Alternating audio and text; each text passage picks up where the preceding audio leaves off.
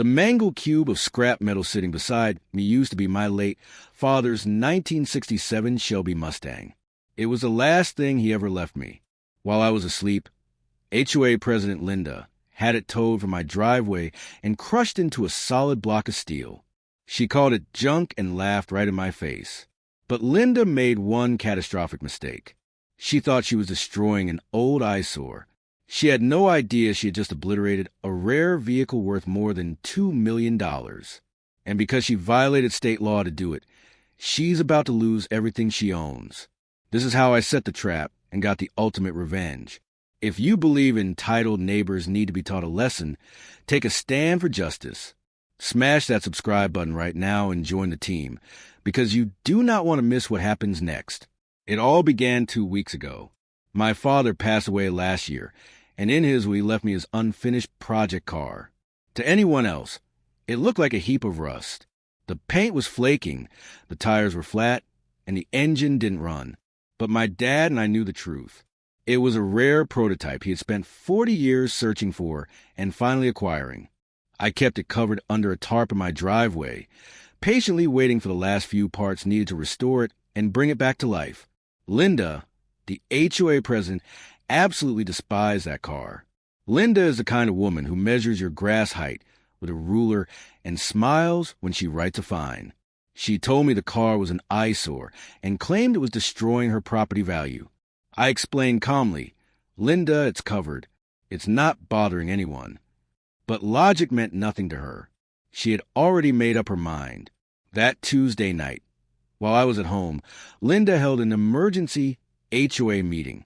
She didn't notify me, didn't invite me, and didn't allow any opposition. During that meeting, she pushed through a brand new bylaw with immediate effect. The rule allowed the HOA to remove any non-operational vehicle instantly, without warning or waiting periods.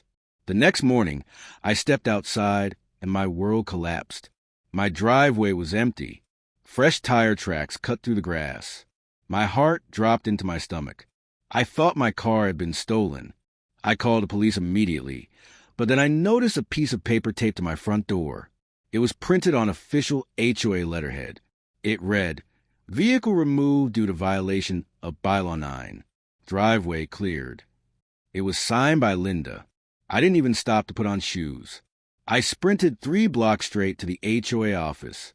Linda was sitting at her desk, sipping coffee like it was just another pleasant morning. I shouted, "Where's my car?"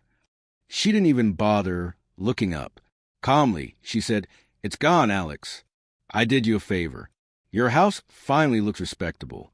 I demanded to know which impound lot it was taken to. I told her I'd pay whatever it cost and get it back immediately. That's when she finally raised her head, smiled sweetly, and said the words that froze my blood. "Oh, honey, I didn't send it to an impound lot. I sent it to the scrapyard. It's probably been crushed by now." I couldn't breathe.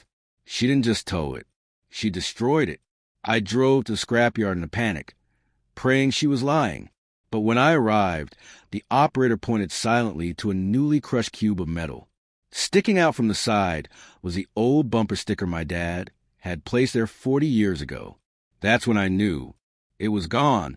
My father's legacy was gone forever. Shaking with rage, I went back to the neighborhood.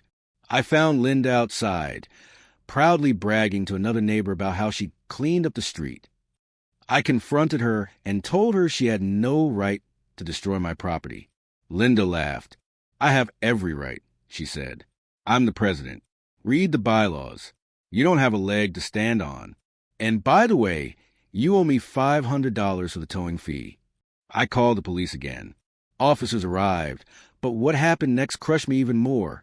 Linda showed them the freshly written bylaw she had passed the night before. The officer looked at me apologetically and said, "Sir, I'm sorry. This is a civil matter. If the HOA rules allow removal of blight, then they can remove it. You'll have to take this to civil court." Linda knew exactly what she was doing. She knew the police wouldn't arrest her for enforcing an HOA rule. As the officers walked away, she leaned in close and whispered, "Next time, paint your house, or I'll have that removed too."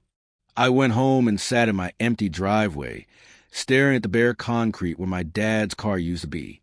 I felt hollow, crushed, completely defeated. But as the shock wore off, something didn't sit right. Linda had been way too efficient. How did she get a tow truck at 3 in the morning? How did the car get crushed within hours? None of that made sense. So instead of grieving, I started digging. I tracked down the towing company listed on the HOA paperwork. Quick Tow LLC. A quick business search stopped me cold. The owner? Linda's nephew. She wasn't enforcing rules. She was running a racket, using HOA money to pay her own family to steal people's property. That's when the sadness disappeared and the anger kicked in. She hadn't just crossed a line. She had messed with the wrong person. I didn't sleep for the next 3 days. I read every single page of state property law, every vehicle statute, every HOA limitation clause. And then I found it, the loophole Linda never saw coming. She was so obsessed with her HOA authority that she forgot one basic fact. State law always overrides HOA bylaws. Buried in the statutes was something called the Heritage Vehicle Protection Act. It clearly stated that any vehicle over 25 years old is classified as historical property. No private entity, including an HOA, can remove or destroy it without a certified court order and a 30-day written notice.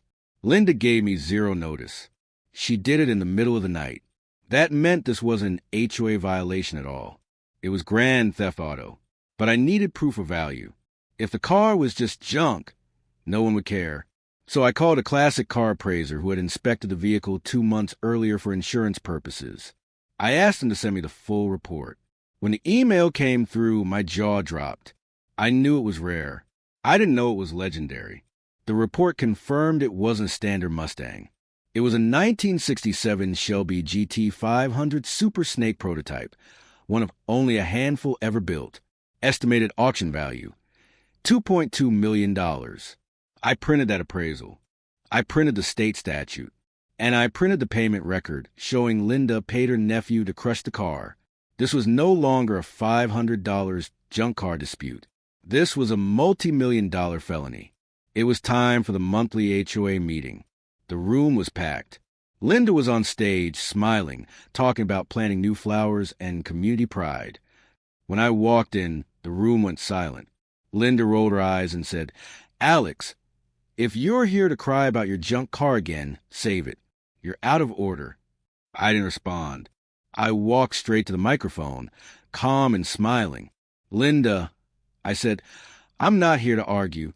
I'm here to give you an invoice." I handed her a single piece of paper. She glanced at it and laughed. "What is this, a joke?" I turned to the crowd and held up the appraisal. I told them Linda thought she crushed an eyesore, but what she actually destroyed was a 1967 Shelby GT 500 prototype. According to a certified appraiser, she now owed me over $2 million. Linda stammered and said the HOA insurance would cover it. I shook my head. "No, Linda, I called them this morning. Because you violated state law and skipped the required 30-day notice, the policy is void. The HOA isn't paying. You are." Her hands started shaking. Her face went pale. But I wasn't finished. I pointed to the back of the room. "And since the value of the theft exceeds $1,000, this is a Class A felony." At that moment, the doors opened. The same officers from before walked in, but this time they weren't there for a civil issue. They walked straight to the stage. One of them said, "Linda, you are under arrest for grand larceny, destruction of property, and insurance fraud." They put her in handcuffs in front of the entire neighborhood. She screamed, blamed her nephew, blamed me, blamed everyone but herself. It didn't matter. It was over. Linda is now serving 5 years in prison. The court seized her assets. She lost her house, her car, and her pension to pay restitution. It didn't cover the full $2 million, but it was enough. I used the money to open a restoration shop in my dad's name. Linda wanted to clean up the neighborhood. She succeeded. Because the real trash is finally gone. Alex, driving a beautiful new classic car. Text on screen. Subscribe for more.